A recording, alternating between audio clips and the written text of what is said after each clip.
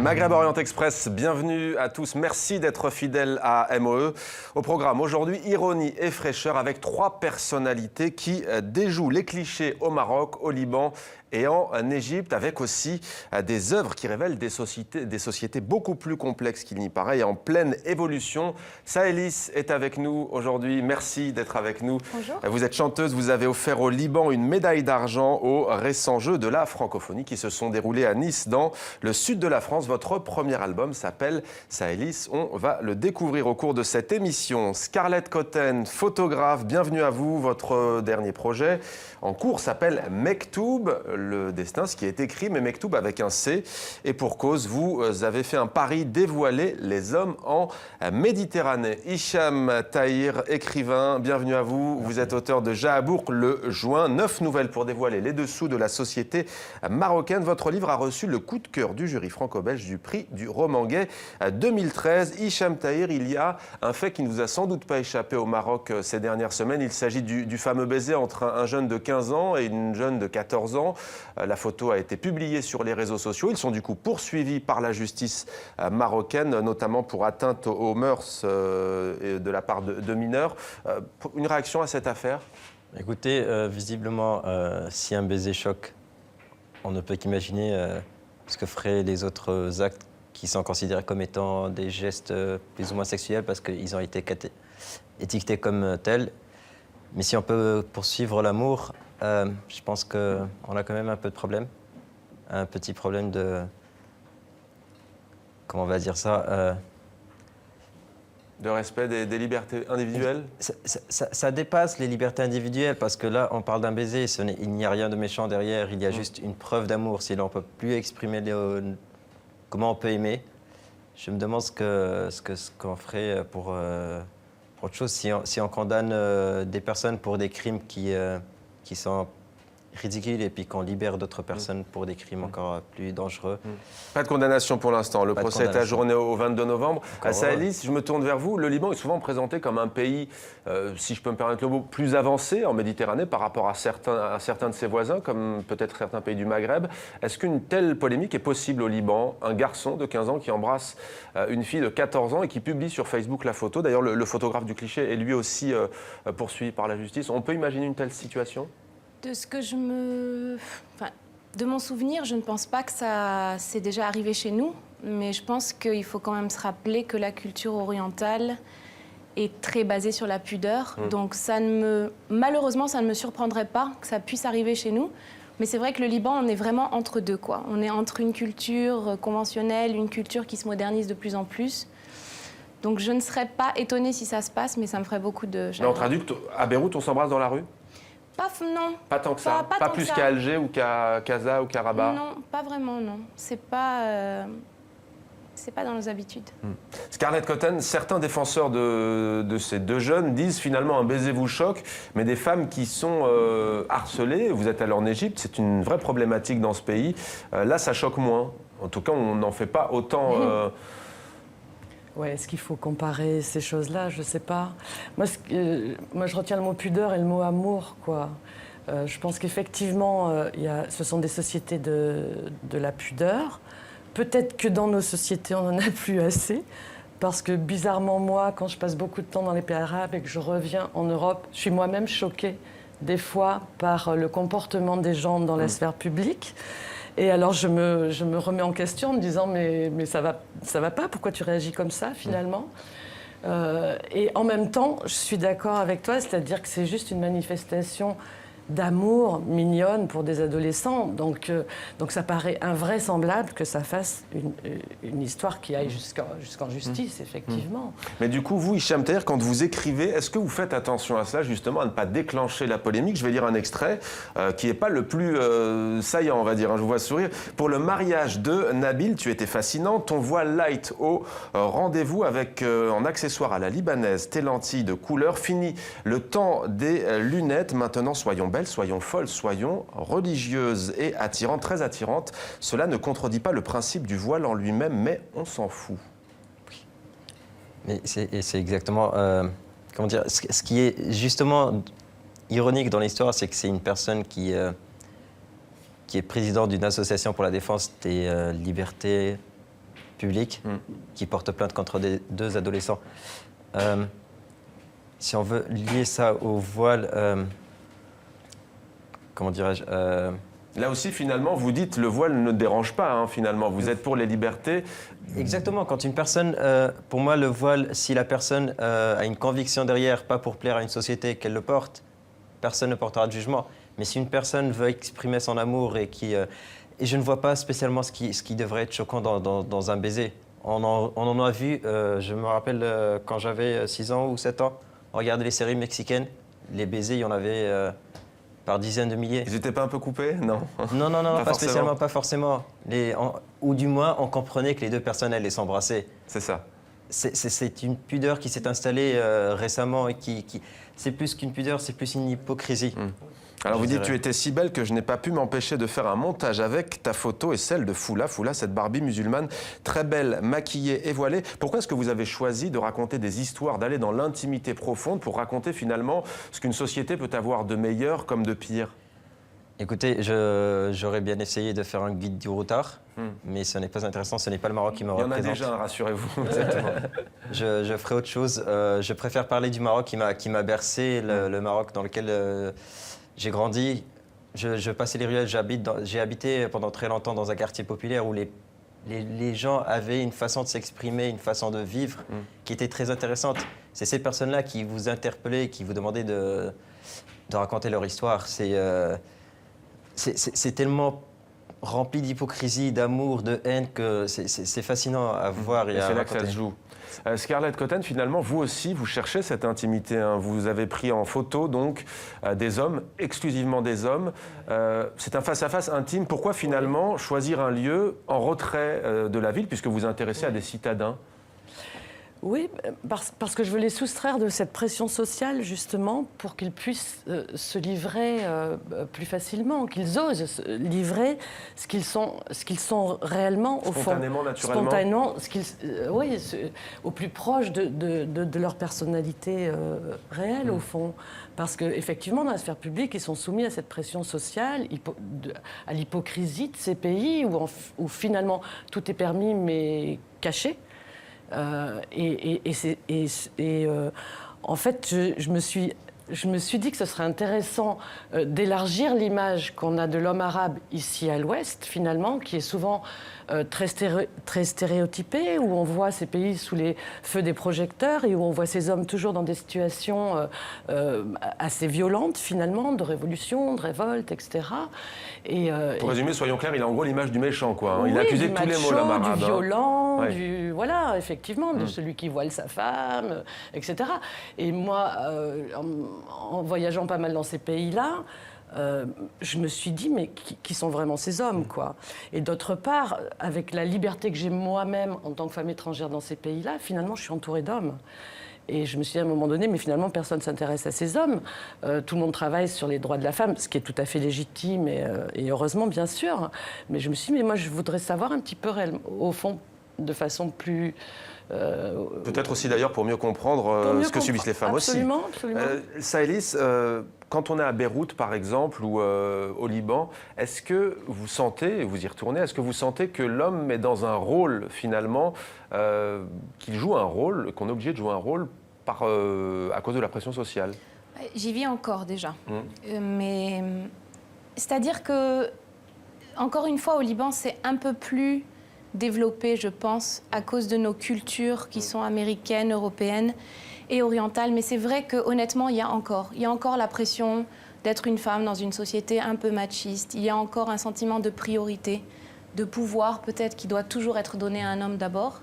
Mais est-ce que l'homme lui-même ne doit pas dégager cette image de puissance, de primauté par rapport à la femme? Il ne va pas forcément chercher à le dégager, mais si vous provoquez, si vous essayez de prouver que vous êtes trop indépendante ou suffisamment forte pour égaler le travail d'un homme, on sent un malaise. Là on sent un problème. Ouais. Là on sent que quelqu'un va essayer de justement vous dire non mais tu n'es pas à ta place. Mais vous sentez qu'un homme, un Beyroutin, sans généraliser, peut être différent, puisque ça peut être le cas d'un Parisien, d'un Marseillais. Est-ce qu'il peut être différent dans la vie, dans la sphère publique et dans l'intime, dans le privé? Mais écoutez, moi dans mon environnement, je ne le vis pas forcément parce que je suis quand même entourée de gens qui ont beaucoup voyagé, qui sont dans une jeunesse qui bouge beaucoup. Donc, ce n'est pas forcément ce genre de personnes qui m'entourent, mais si j'étends à plus loin dans le pays, oui. Oui. Ah, tiens, pour ceux qui ne vous connaissent pas encore, Saëlys, on va découvrir l'un de vos titres. Ça s'appelle Bétonville. On en reparle.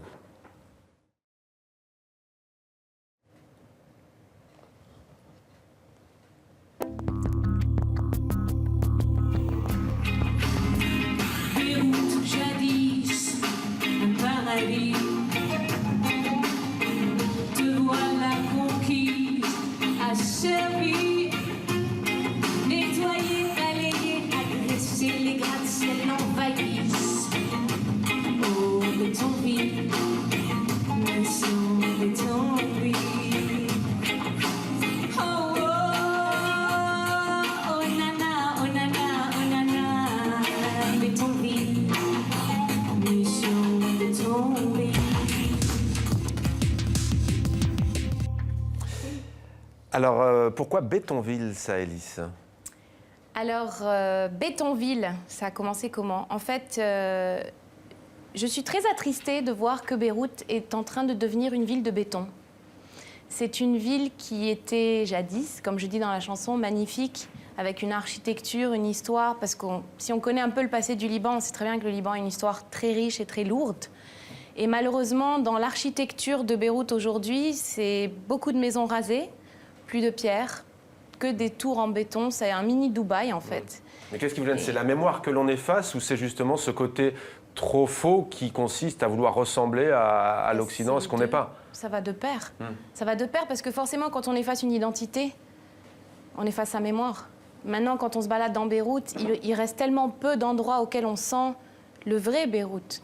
Et surtout dans le centre-ville, dans les endroits qui sont développés, les Libanais n'habitent même plus dans le centre-ville. Il n'y a plus cette âme qui fait que Beyrouth est une ville unique et magnifique. C'est devenu vraiment une ville industrielle, ça devient de plus en plus. Et moi, j'ai écrit cette chanson parce que je ne peux pas faire grand-chose à mon stade d'artiste. Donc pour moi, c'était une idée de passer un message et de dire « mais réveillez-vous, vous êtes en train de perdre votre identité ». Et ça se voit dans la réflexion de cette ville. Hicham Tahir, Marrakech, par exemple, qui serait progressivement vidé de ses habitants, c'est-à-dire de son âme, ça vous inquiète aussi ces personnalités, ces stars qui achètent des riads, par exemple, c'est un sujet qui vous préoccupe? On ne va pas parler des stars, on va parler des gens en général qui achètent des riads ou des maisons à Marrakech. Parce qu'il faut... les gens, je pense qu'ils commencent à oublier que la première raison pour laquelle tout le monde voyage et aime bien cette ville, c'est pour son côté exotique, c'est pour son côté oriental, occidental. Ça palmerait, ça.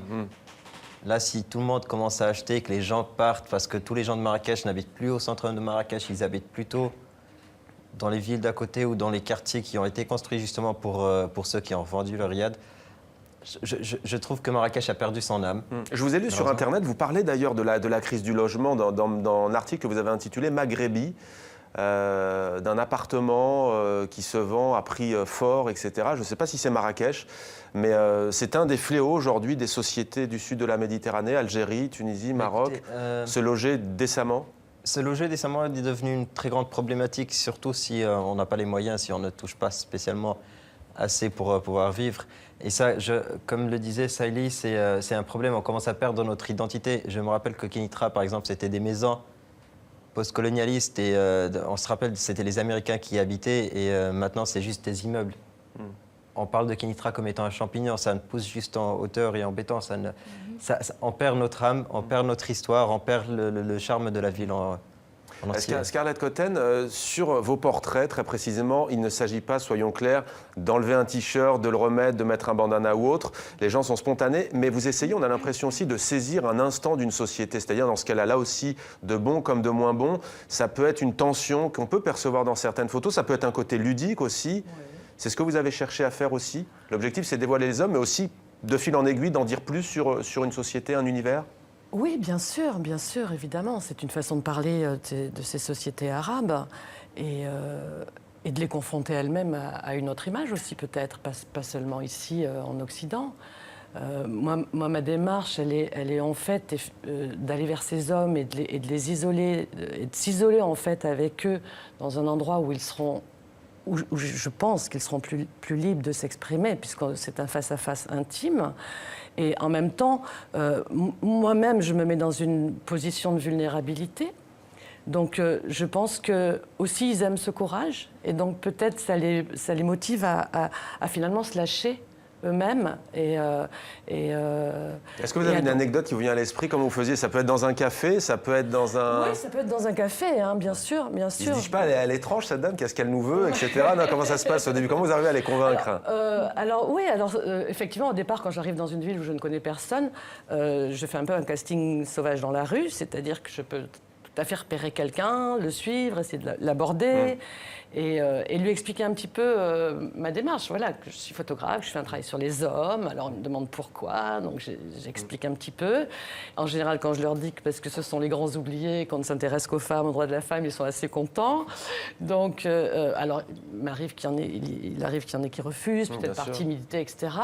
Mais la plupart, quand même, sont plutôt heureux que j'ai cet intérêt, voilà, qui est tout d'un coup un intérêt pour eux. Que vous disent-ils, hein? On a eu ces printemps arabes, vous avez commencé à travailler peu après. Oui. Leurs revendications, leurs aspirations, elles sont plutôt de quel ordre? Économique et social? Plutôt liberté individuelle?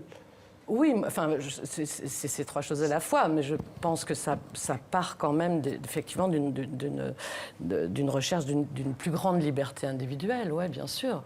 Saïlis, vous, comment le Liban n'a pas connu, même si son histoire est mouvementée, comme en Algérie par exemple, mais il n'y a pas eu de printemps arabe entre guillemets tel qu'on l'a connu en Égypte et en Tunisie. Quel est votre regard par rapport à cela? Comment est-ce que vous avez vécu ça?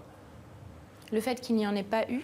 Ces mouvements finalement, plutôt en tout cas dans un premier temps, peut-être ces départs de Ben Ali en Tunisie, de Moubarak en Égypte, ce mur de la peur peut-être qui est tombé en fait finalement dans certains pays ou qui était dirigé d'une main de fer par ces dirigeants. J'ai un sentiment très partagé parce que je pense qu'au début de ces révolutions, j'ai été très, on va dire, emballée par ce mouvement humain et pour moi, c'était un mouvement de courage. Et je pense que le courage, c'est la base du changement.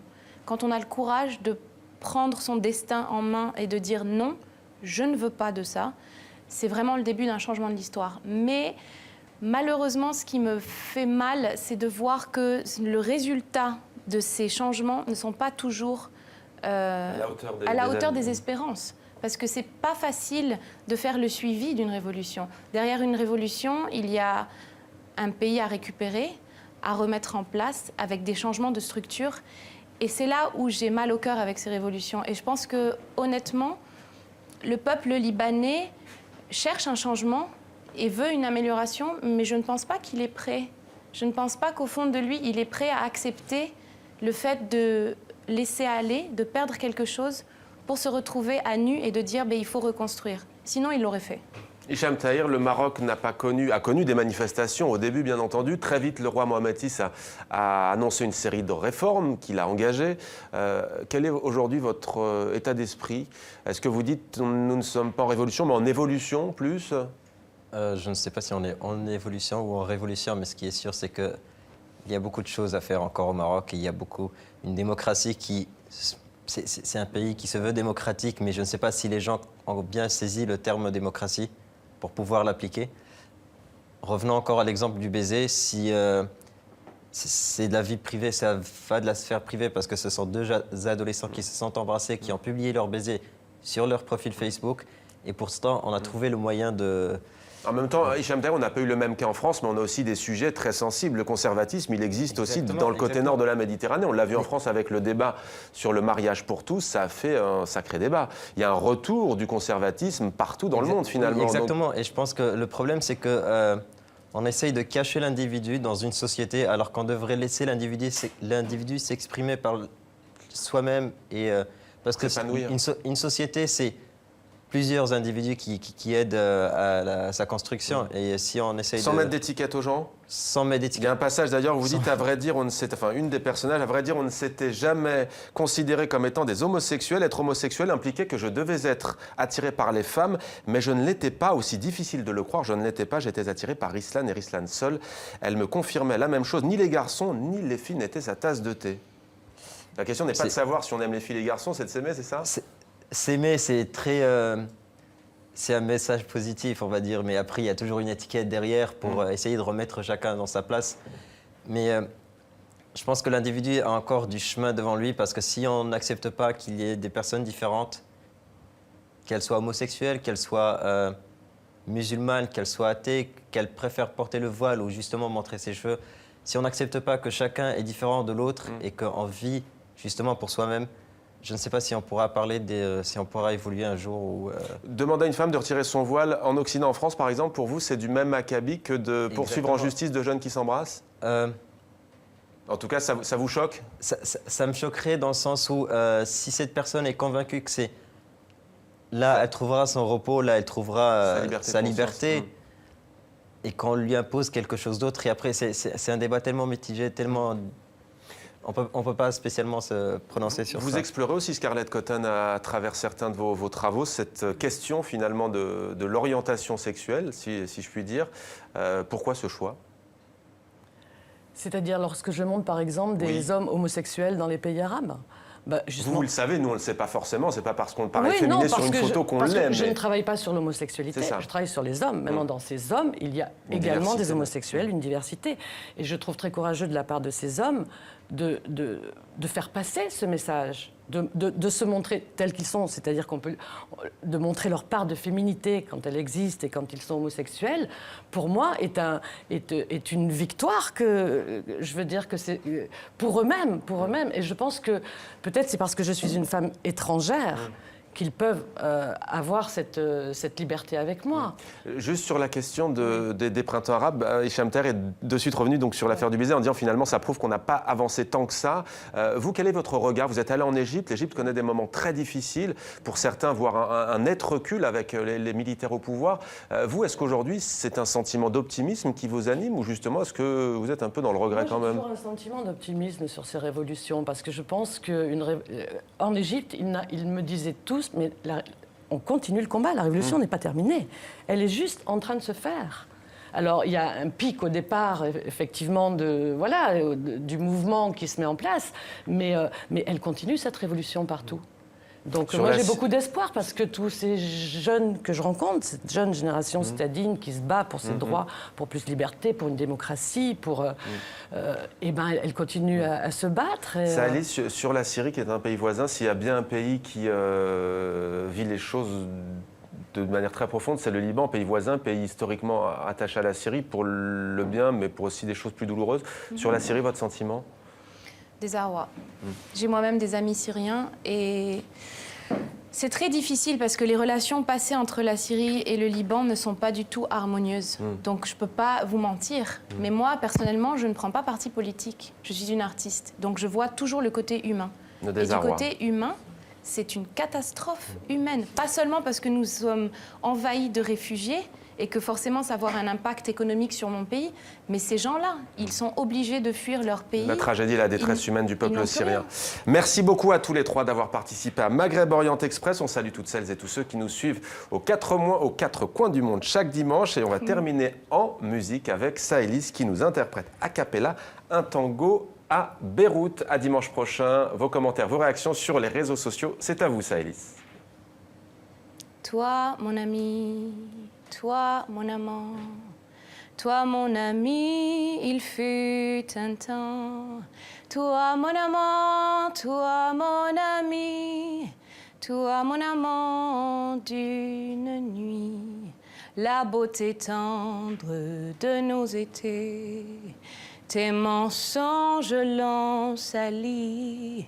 Je construisais un paradis tout en riant de nos conflits. Il fut un temps où nous étions de jeunes gens bien insouciants, brûlant de vivre cette histoire faite de miroirs et d'océans. Quand je repense à ces beaux jours, à la tendresse de nos amours, je sens moi un vent violent fait de misère et de velours. Merci Saëlys, merci beaucoup. Merci à vous.